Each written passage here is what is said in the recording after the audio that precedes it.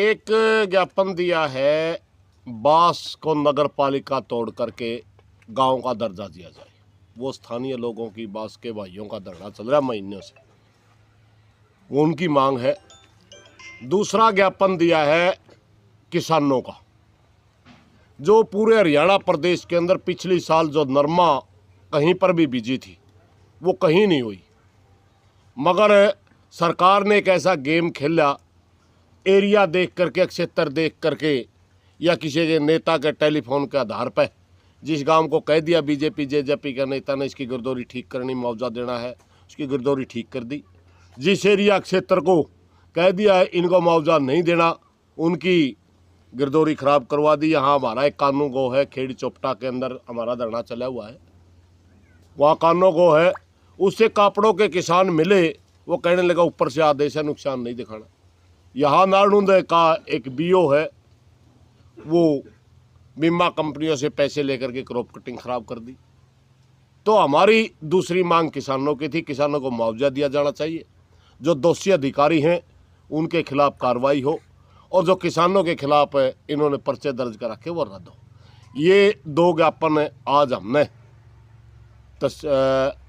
उपमंडल में एसडीएम साहब को दिए, और एक जबानी कहा जो पोर्टल बंद कर रखा आपने मेरी फसल मेरा ब्यूरो का, उसको जल्द खोल दिया जाना चाहिए। कोई रिप्लाई तो शायद आपने नहीं मांगा या उन्होंने दिया नहीं, एसडीएम साहब ने जितना नहीं, हमने रिप्लाई नहीं मांगा, क्योंकि आज का हमारा जो प्रदर्शन था, विरोध प्रदर्शन था, हरियाणा का डिप्टी सीएम किसानों का यहाँ नारनूंद हल्के में आंदोलन चल रहा है, बास में आंदोलन चल रहा है, उसके बाद हरियाणा का डिप्टी सीएम किसानों की बेइज्जती करने के लिए नारनूंद में रैली कर रहा था।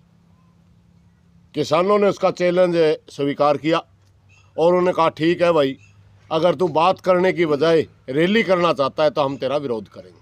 जबकि प्रजातंत्र का तकाजा है, जहां आप सभा करना चाहते हैं उससे पहले, अगर आप पावर में हैं उससे पहले जो जनता विरोध में बैठी है धरना प्रदर्शन करे, उनकी बात सुनो, उनकी समस्या का हल करो, उसके बाद रैलियां करनी होती है। इसलिए जो उन्होंने हमारे को चैलेंज दिया, हमने उस चैलेंज को स्वीकार किया। हम दुष्यंत चौटाला का विरोध करने के लिए आज नारनूंद में इकट्ठे हुए थे। वहीं जाकर के बात हुई कि हम अपने मांगों का ज्ञापन भी एसडीएम को दे। जवाब हमने मांगे ही नहीं, ना हमने मांगना था। 21 दिन तक एक उप तहसील का बंद रहना अपने आप में आज़ादी का बाद आज तक इतिहास में निशानी होया, और उसमें बहुत सारे गाँव के काम भी जुड़े हैं, किसी के मतलब पढ़ाई से रिलेटेड काम, किसी का ज़मीन से रिलेटेड काम है। तो इसका भी सरकार के ऊपर तक मेरे ख्याल से कोई असर नहीं पड़ रहा।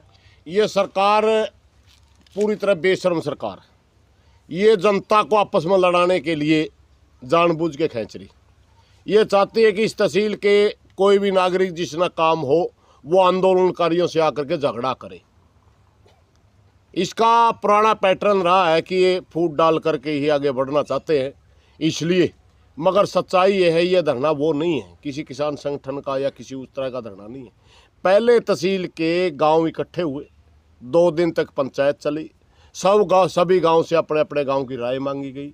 36 बिरादरी के भाईचारे ने जब कहा कि नए किसान को मुआवजा मिलना चाहिए, बहुत गलत हो रहा है, तब 3 दिन का सरकार को मौका दिया गया।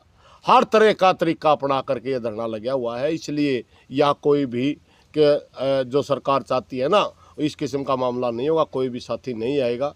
दूसरी तरफ उन्होंने कहा भाई कुछ साथियों के ऐसे काम है हमने साइन करने पड़ते हैं, हमने कह दिया तुम नारनूंद बैठ के कर दो, कौन रोक रहा है। मगर इतनी बड़ी बात है, आज़ाद भारत में, जैसे कि आपने कहा, पूरे आज़ाद भारत में घंटे 2 घंटे छोड़ के इतना बड़ा कोई उदाहरण नहीं मिलेगा अब तक 70-75 साल में कि किसी भी प्रशासनिक भवन तय 1 महीने तय किसान कब्जा करें बैठे हैं। उसके बावजूद इस सरकार की बहुत बड़ी बेइज्जती, मगर इनकी इज्जत हो तो इज्जत, बेइज्जती तो उसकी हर जिसकी इज्जत हो, इनकी इज्जत को नहीं। कितनी गाली दे लो, कितना इनका विरोध कर लो, ये तो पता नहीं किस चमड़ी के बने हुए हैं, इनका जनता से कोई सरोकार। 3 कॉल आपके पास आई हैं, डिप्टी से तहसीलदार आया था डीसी का मैसेज लेकर, कहने लगा डीसी मैडम आपसे मिलना चाहते हैं। हमने कह दिया हम तैयार हैं, हमने अपनी मांग बता दी। उसके बाद उसका कोई मैसेज नहीं आया। इशार मुख्यमंत्री आया, हमारे धरने पे सीआईडी सिक्योरिटी के जो साथी रहते हैं उनके द्वारा मैसेज आया कि मुख्यमंत्री मिलना चाहता है। हमने कह दिया आप मिलने के लिए तैयार हैं। उसके बाद उसका कोई मैसेज नहीं आया। कल हमारे पास जब हमने घोषणा कर दी कि हम नारनुंद में उनकी रैली नहीं होने देंगे, विरोध करेंगे, उनका मैसेज आ गया डिप्टी सीएम आपसे मिलना चाहते हैं, हमने कह दिया। मगर कल एक सिक्योरिटी के साथी का मेरे पास फ़ोन आया था कि सत्ती का मैसेज लेकर धरना पावे, तो हमने तेरा भी कोई विरोध नहीं। प्रधान जी, जो उप तहसील खेड़ी के अंदर अभी जो धरना चला हुआ उसकी आगे की क्या रूपरेखा रहेगी? देखिए, आज हमने ये प्रदर्शन कराया है, रूपरेखा तो सीधी सी बात है, मुआवजा लेने खातर बैठे हैं, मुआवजा बिना तो ये उठने वाला नहीं। बाकी आंदोलन के बहुत से रूप होते हैं, जैसे हमने कर्मी अनशन चला रखा है, हम धरने तहसील का ताला लगाए बैठे हैं, बहुत ही मजबूत दोनों कदम हैं, गांधीवादी तरीका भी, भगत सिंह का तरीका भी। मगर उसके बावजूद भी सरकार ना मानी तो आगे कमेटी और भी कोई मजबूत कदम ले सकती है, और भी कोई फैसला ले सकती है। मगर ये सच्चाई है, जब तक किसानों को मुआवजा नहीं मिलेगा आंदोलन लगातार चलेगा। दीपेंद्र हुड्डा भी धरना पाया था, तो इसका और भी ज़्यादा मौका मिला है सत्ता में बैठी हुई जो सरकार है कि भैया और भी राजनीति घोषित करने की कोशिश करी गई इस धरने को। जब हमें दीपेंद्र हुड्डा का बाप का राज था, भूपेंद्र हुड्डा राज था, हमें आंदोलन कराया था और बीजेपी वाले भी मार धरना पाया करते। ये तो इनका कहने का पैटर्न है। बीजेपी का ओम प्रकाश धनखड़ कपड़े काट गंडिया करता, हमारे गला रोड पे स्वामीनाथन स्वामीनाथन करता। विपक्ष में जो साथी होता है, देखिए हम अलग अलग, हर साथी का अपना अपना आंदोलन लड़ने का तजर्बा है। हमने जितने आंदोलन लड़े, चाहे कांग्रेस के ज़माने में लड़े, चाहे चौटाला के ज़माने में लड़े, चाहे आज लड़ रहे हैं, हम विपक्ष को खुला मौका देते हैं बोलने का। आज बीजेपी का शासन है, इनेलो का कोई आता उसको बोलने का मौका देते हैं, कॉमरेड आता उसको देते हैं, कांग्रेस का कोई आता कांग्रेस को देते हैं, सबको बोलने का मौका देते हैं। उस समय जब कांग्रेस का शासन था, बीजेपी वाले आकर देती मौका दिया हम। ये तो कोरा एक झूठा आरोप है कि इसमें राजनीति। भाई एक बात मेरे समझ में नहीं आती, तारा कांग्रेसी आगे, इनेलो वाला आगे, तारा दर्द हो गया, तुम पीछे दे दो, उनकी मौका ही नहीं मिलता, हम ग्रामीण जाएंगे। अगर स्टेज लागेगी तभी तो वो लगा बोलने वाला। ये स्टेज किसानों की है, मुआवजे की है। आप मुआवजा दे दे किसानों, किसान घर चले जाएंगे, कहाँ मिलेगा उनको बोलने का मौका? बोलने का मौका दोगे तो लोग बोल लेंगे। अगर तो एमपी, जहाँ तक एमपी की बात है, चौधरी वीरेंद्र सिंह का लड़का यहाँ से सांसद है, वो अपना वजूद खो चुके, और जिस आदमी का वजूद खो दे उतने उसने उलाना मिलना ही बंद हो जाए।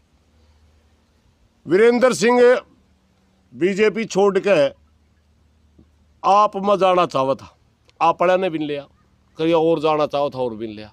वीरेंद्र सिंह सुपने तले है मुख्यमंत्री के। सच्चाई ये है कि उसने ना उचाना भला करया, ना भी उसका छोरा नड़ एमपी बन के हिसार की जनता का भला करया। वो वजूद खो चुका है, इसलिए उस तक कोई उम्मीद नहीं किसी की, ना उसका कोई नाम लेंदा। रही रामकुमार गौतम की विधायक की बात, ये अपना अपना कवा है, मैं तो लांडा सा एमएलए हूँ। अरे भाई, तो क्यों हल्का ही बेइज्जती करवावे? अगर तेरे अंदर पावर नहीं, अगर तेरी चलती नहीं, तो क्यों हल्का ही गांठ बांध रखे? इस्तीफा दे दे, कोई और भाई बन जाएगा जिसमें हिम्मत होगी मेहनत करने की, जिसमें हिम्मत होगी आवाज उठाने की, जिसमें हिम्मत होगी किसान की, मजदूर के हक दिलवान की, वो बन जाएगा। अपने आप तो कहता है मेरी कोई पूछता नहीं, मैं तो लांडा सा एमएलए हूं। फिर तो लांडा क्यों रहे भाई? इस्तीफा दे दे। मूर्ख बना रहा है पंडित जी। अपने लड़के को डबल एजी लगवा लेता है, लाखों रुपए उसमें कमा खाने लग रहा है। एक दिन मैंने बोल दिया कि गग्गर पंचकुला की आवाज़ उठाता है, खेड़ी चोपटा की आवाज़ नहीं उठाता। कहता राम खोरो, मेरा लड़का अनपढ़ नहीं है। अरे मेरे भाई, तेरा लड़का ऐसा जेठ मला नहीं होता तो LG लागण की क्या थी? प्राइवेट वकीलों की तो बहुत अच्छा काम चलता है, सब ने बेरा जोर सा है। सिर्फ हल्का की गांठ बांध रखी है, मूर्ख बना रहा है लोगों ने। मूर्ख बनाएगा ज्यादा दिन तक भाई, हल्का में गलती होगी बना दिएगी, अब गलती सुधारने का मौका होगा तो नहीं भाईचारा जाना। तो प्रधान जी, आपने लगा है कि टारगेट बनाकर मुआवजा रोका गया है, चुन का बदला लिया गया? बिल्कुल बिल्कुल, इसमें कोई शक नहीं है। आप एक बात देखिए, ये खेड़ी तहसील में 17 गाँव है, 4 गाँव हमारे बरवाड़ा ब्लॉक के, उनकी क्रॉप कटिंग ठीक दिखा दी उस बीओ ने। मगर तहसील में रेवेन्यू डिपार्टमेंट में उनको भी नुकसान शून्य दिखाया। हमारा एक गांव है छोटी खेड़ी, मात्र एक गांव ऐसा था जिसमें बीजेपी जीती थी।